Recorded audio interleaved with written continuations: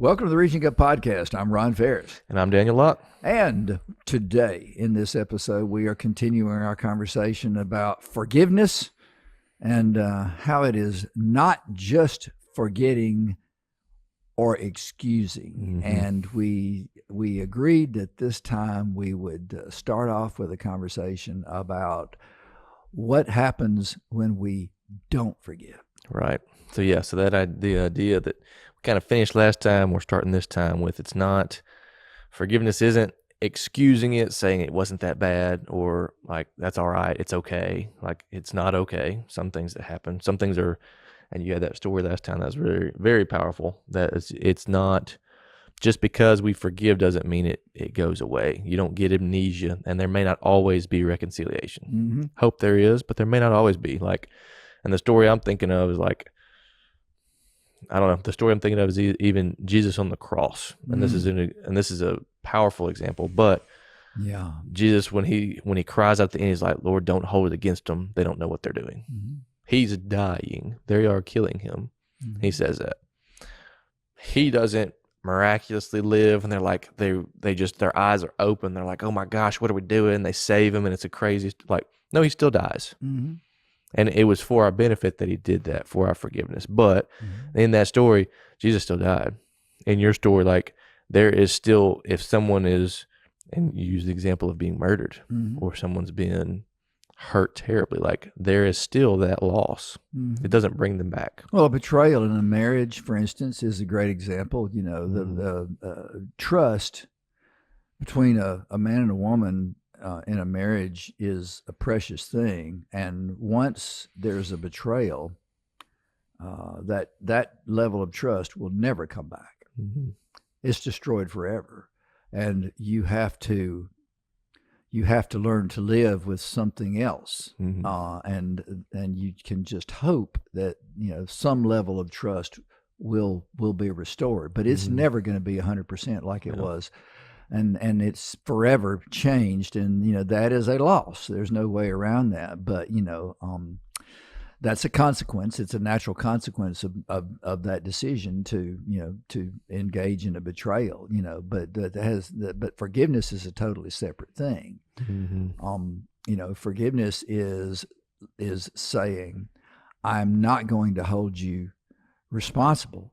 I'm not going to make you pay for what you did, but it doesn't change, and it may temper to some degree, but it cannot change in some instances, like killing somebody, the natural consequences. And I think that goes into what we were talking about then. So the question is still forgiveness, but what then, what the lack of forgiveness does to us, and why it's important to set us free, even if the consequences don't change. No. So, what does it do to us physically, spiritually? What does it look like then why is it still important to forgive, even if the situation and the consequences don't change? Well, yeah, forgiveness is a great example of one of the commands that we were given by God for our benefit. Yeah. When God tells me to forgive someone who has offended me, that is for my benefit. And I'm the offended party. The world we live in, and if you watch 9 out of 10 movies, the message is, well, you do me wrong, I'm gonna take you down. You do me wrong, I'm gonna live out my revenge. I've been watching a show on Prime Video where this guy's wife and daughter were murdered, and I have been watching, I don't know, 2 or 3 seasons about him chasing down the people who did it. Millions of dollars are spent on entertainment about people living out revenge. And last night, and in the episode I watched last night, the guy finally tracked down the guy. He had killed all these different people. I mean, it's been pretty bloody. I'm watching it. I don't know why I'm watching it, but it's just mindless entertainment. But last night, the guy finally hunted down the person that killed his wife and daughter. And he was by now, he's been doing this for what I said, 2 or 3 seasons. By now, he is just a shadow of a man. Mm-hmm. It's nearly destroyed him. He is consumed with hatred and anger, resentment. And he finally killed the guy and tortured the guy in this particular episode. And it didn't bring his wife back. It didn't bring his child back, you know. And he didn't look at I've got to pick it, back up if I keep watching it. He didn't look like it made him feel any better. It was almost like the feeling I got when I turned it off last night was, that just sort of makes me sad and sick. Mm-hmm. It was pretty bad. And so that's an extreme example of it, but I think it's true. If I don't forgive someone that has offended me, then it is going to make me sick. It's like the old saying, I drink the poison wishing that they would die. That's resentment. It is because it is unnatural for me as a Christian to live in a state of refusing to forgive.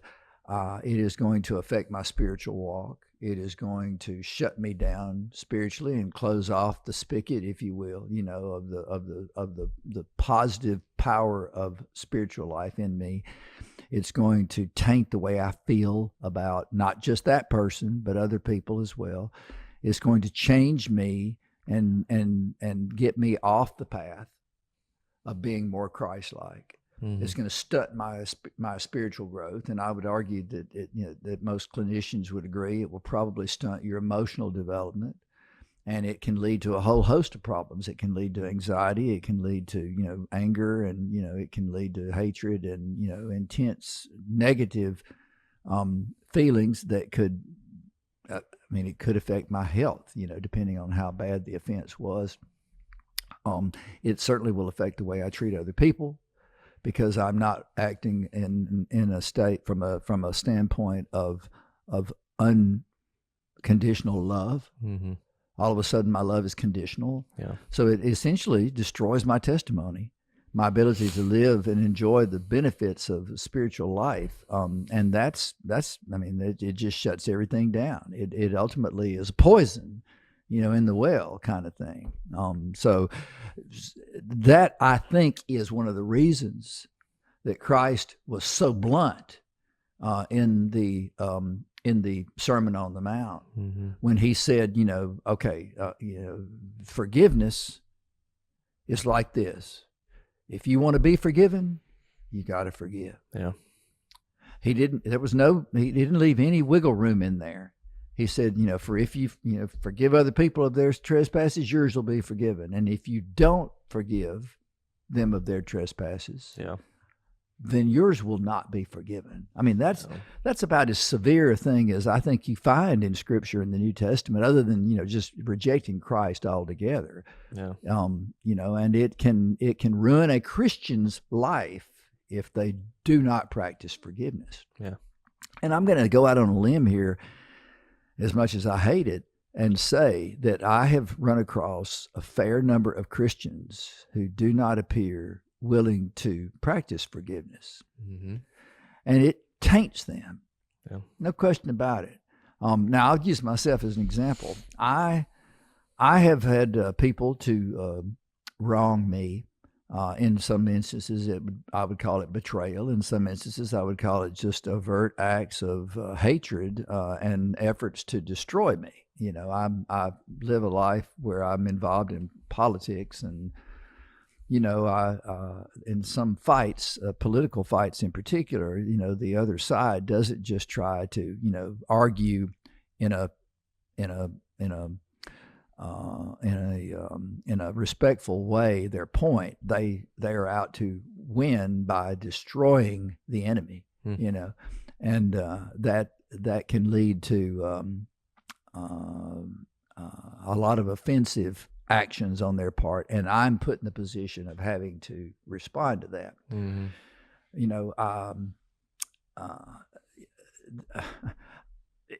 It's not an easy thing to do sometimes. But what did Jesus say? Think about what Jesus said. And I will tell you, I had an event where there was a group of people that were opposing me in a business type of political fight, and they told lies about me, and in among very important people, and so my reputation was threatened if anyone were to believe what these people were saying. And they were just utter and total lies. But I had the opportunity to be very angry about that.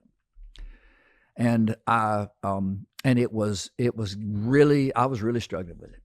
I remember this so very clearly. I could not think straight. That's what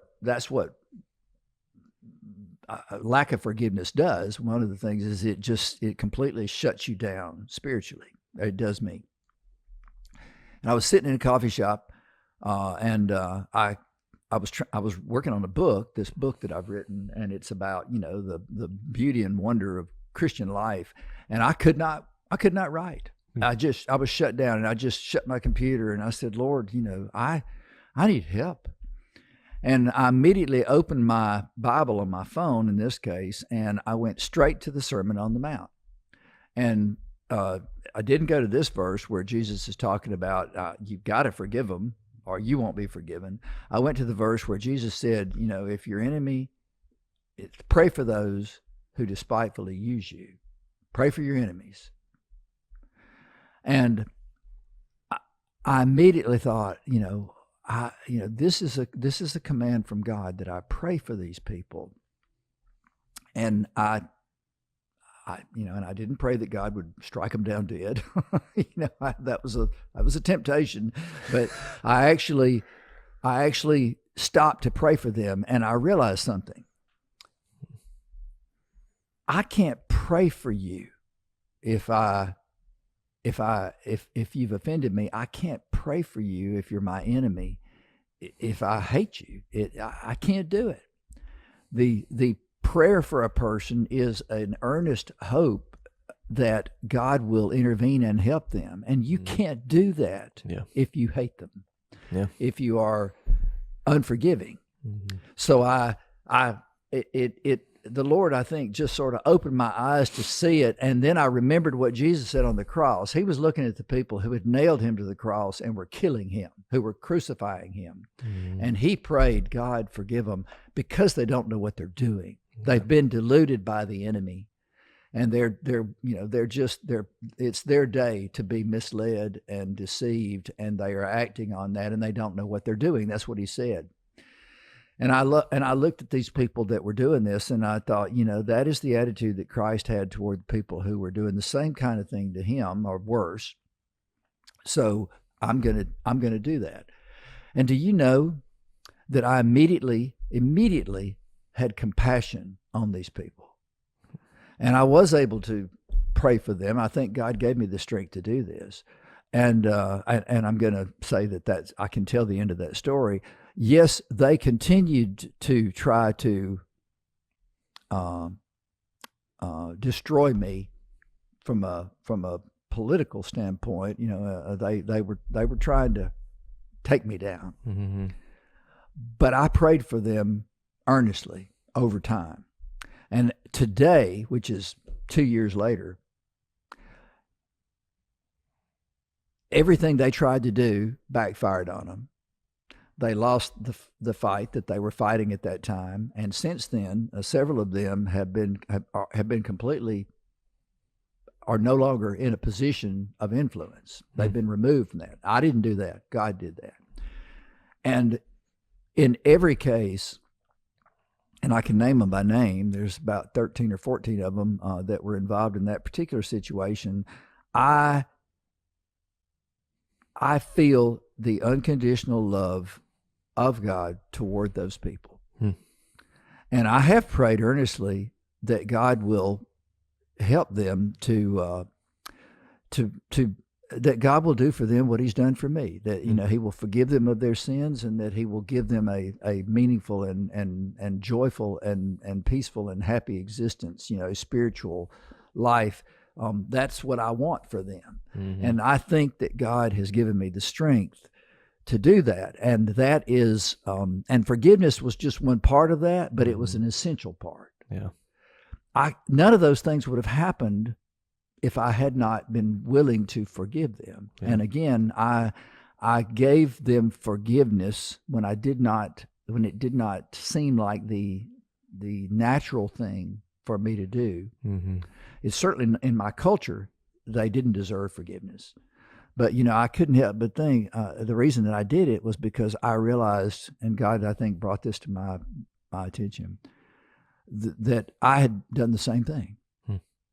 I had committed, and I have committed unforgivable acts in my life. And God had every right to hold those things against me forever, to kill me for them, punish me forever in hell. And he chose not to do that. Mm-hmm. He chose to forgive me.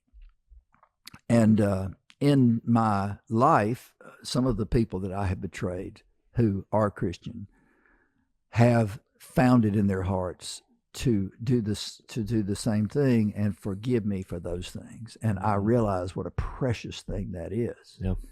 And so I what I've freely received, I think I should freely give. And so, and I will tell you that in that case, these people did not win this political fight. They lost. And I'm not going to sit here and say that God did that for me, but I will say that I did what God commanded me to do, and it worked out extremely well. Mm-hmm. And I did not have to lift a finger to defeat these people. Yeah. It happened without me doing that. And did God do that? Well, I would certainly argue that God either caused it to happen or he allowed it to happen, but it happened. Mm-hmm. And I don't know that it would have turned out that way if I had chosen to go toe-to-toe with these people and fight them on their own terms and let them set the rules of engagement. And that experience has completely radically changed the way I act now when anyone offends me. If you offend me now, I'm not offended to the point of needing to forgive. Rare exceptions to that now are huge offenses. But most days, I don't get to the point to where I need to forgive anybody because God has sort of radicalized my mind to realize that, yes, I'm going to forgive you anyway. So as soon as you offend me, I let it bounce off of me. I don't see that as a weakness at all. I think that's something that God has developed in me and I think that's the way God is with me as well. God, when Jesus died on the cross, he died for all my sins, including the ones I have not committed. Yeah. So when I commit that sin, it's already forgiven. And that's not a different concept at all of what I'm talking about in terms of what I'm experiencing with other people. And so, I'm going to, and it's funny, if I have that attitude toward, let's say, you as a friend, you might say something that is offensive, or you might do something that's offensive. I respond to it in an unnatural way. Yeah. And I don't have to forgive you, and I don't have to struggle with forgiving you. Because, I have a love for you that is not affected by what you do to me. Yeah. And that's not far different from the way God treats me all day, every day. God's not angry with me because of my failures. He may chastise me out of love to prune me and help me to get rid of the things that hold me back or bring me down or make me less useful. And those things just operate to make me a better person, to make me more useful, to make me enjoy a deeper spiritual life. So, I welcome that too on some level. It's what we're talking about is a change in a complete and total transformation in the way that I perceive my reality. Mm-hmm. And I don't have as great a need for forgiveness today because I've learned the reason that forgiveness is so important, and that is it is for my benefit. Yeah. It benefits me. It's not something that I have to begrudgingly do for you. It's not forgiveness if I do it begrudgingly anyway. Yeah. So, I would say that, forgiveness is one of those things that if you encounter it up front, it's a very difficult concept until you do it, you experience it and you do it enough to realize that it's a part of God's way of living that makes perfect sense. Yeah.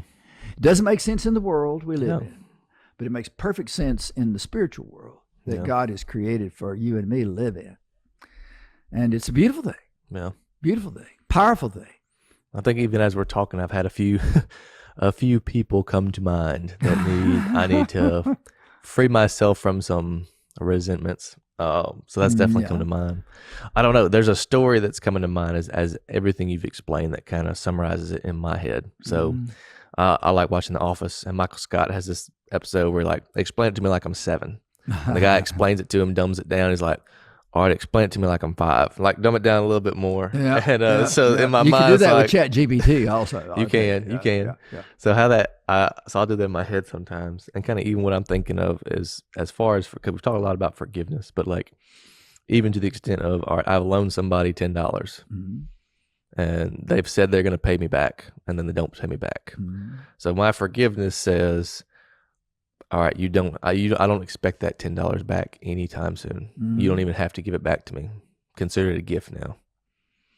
And then I'm still out $10, but I'm not like angry about the $10. So I think that dumbs it down for me. And you said it exactly right, but that kind of dumbs it down for me. And well, Jesus made it easy. He said, when you give, when somebody asks you for something, give it to them and don't expect it back. Yeah. I mean, he's just basically giving you the shortcut to the thing that works the best for you. Right.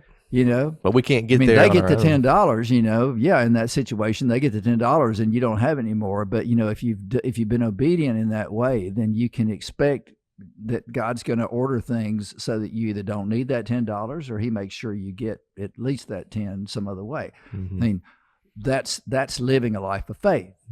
It's not expecting things to work by the way that the world says they work. Yeah. It's totally I'm losing the word right this second. It is totally and completely the opposite of what people say the way the world should work. It's just not.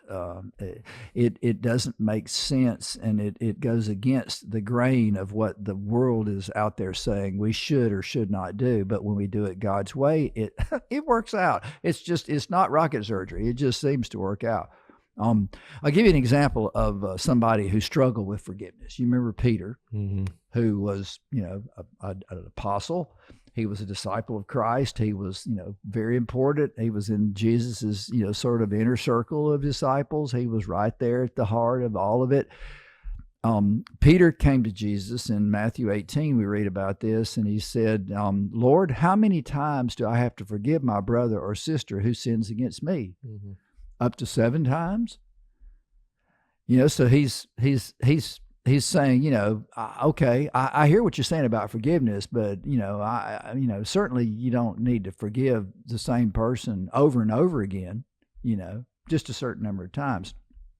And what was Jesus's answer? I tell you, not 7 times, but 77 times. In other words, you forgive them every time. That is, we're all going to struggle at one point or the other, maybe with the notion of forgiveness. But all you got to remember is that moment on the cross when Jesus said, and if you remember when Jesus was on the cross, there were 2 men on the crosses beside him, and in both of those instances, he endured their abuse. But by the time he said that statement about that prayer for the people who were persecuting him, he had already forgiven the one of those 2 people on the crosses beside him who asked for his help, and he said, "Today you'll be with me in paradise." Yeah. So right there, right in his face, he had somebody who was chiding him. They were both chiding him, but one of them, was smart enough to realize who he was dealing with, and Christ immediately reconciled with him and said, you're mine. You're going to heaven with me today. And then he turned and looked at the people that were, spitting on him and had beaten him and had, according to the Bible, beaten him almost beyond recognition at that point and done everything they could do to abuse him. And they were killing him. And he wanted God to forgive them. That is the example that we should think about that every time someone offends us. Yeah. If Christ can do that, then we can do it.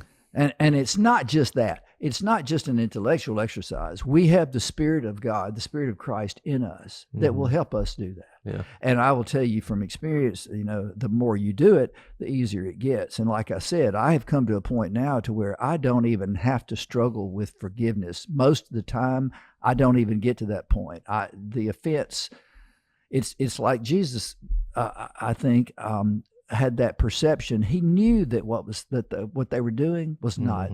They didn't know what they were doing.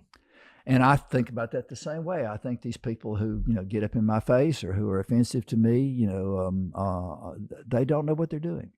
Yeah. They are weak at that moment in their lives, and they are allowing the devil to play them. And I can forgive them because God has forgiven me repeatedly for doing the exact same thing.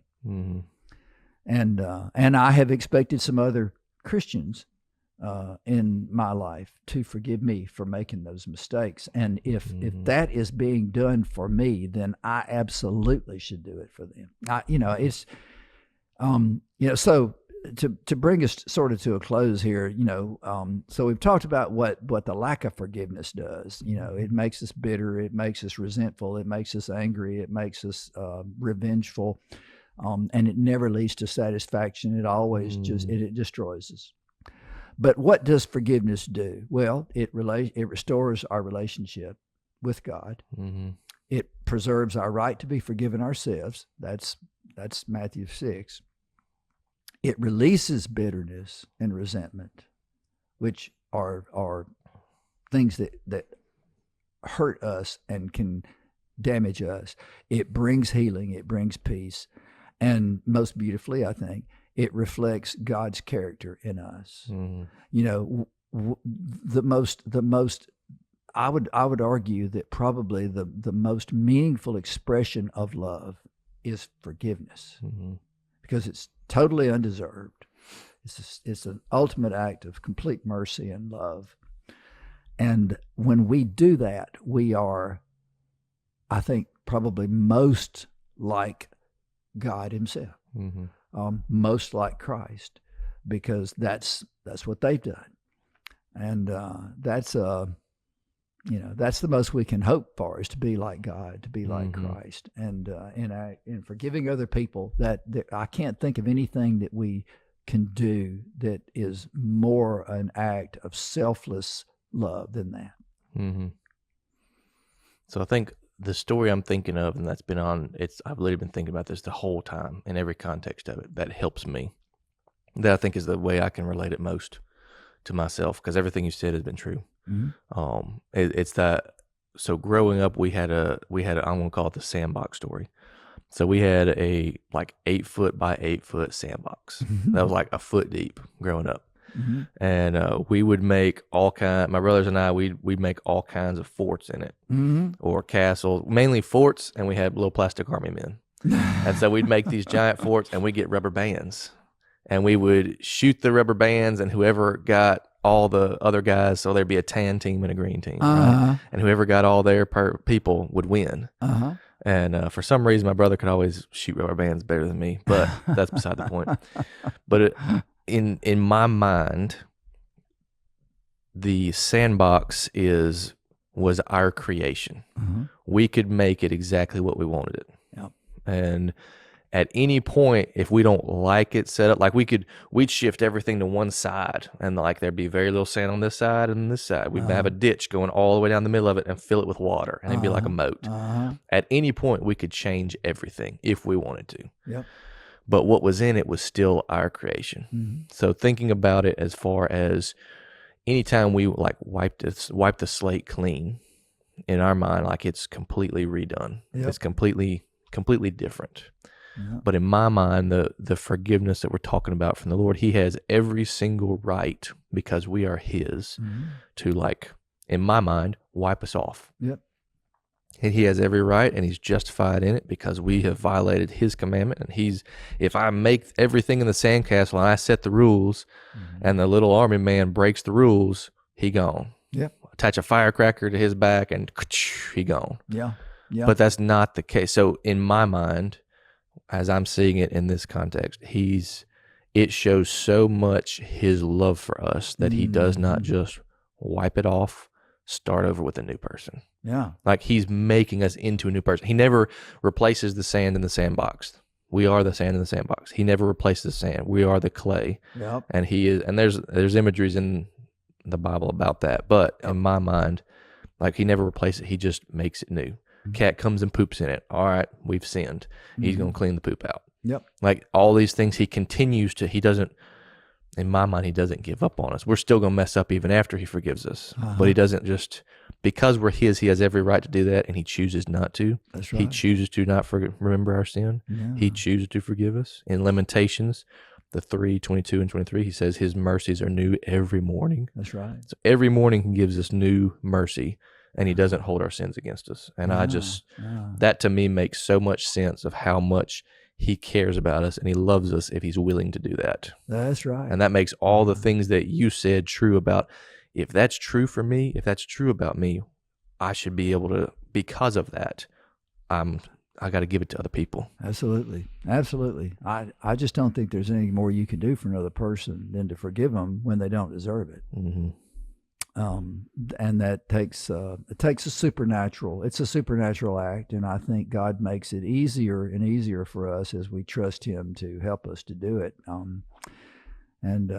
Honestly, I can't envision life without it. Mm-hmm. You know, I don't want to live a life tied up in resentment and anger and revenge. I just want to be at peace. Mm-hmm.